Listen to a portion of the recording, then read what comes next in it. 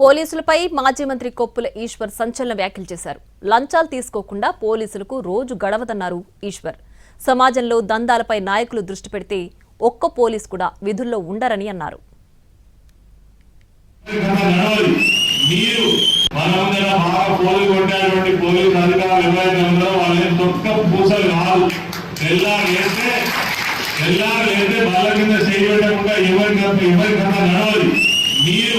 వాళ్ళు కరెక్ట్ గా మనకి నిజమైనటువంటి దృష్టితో వాళ్ళను చూసినట్టయితే మనకు వాళ్ళు భయపడాలా, మన వాళ్ళకు భయపడాలా, ఎవరికి భయపడాలో తెలుస్తుంది. నిజంగానే మండల నాయకులకు నేను చెప్తా ఉన్నా, మీరు ఒకసారి దృష్టి పెట్టండి. ఎన్ని రకాల దండాలు నడుస్తున్నాయి, ఈ దండాలను నడుస్తుంటే వాటితో మీరు దృష్టి పెట్టండి.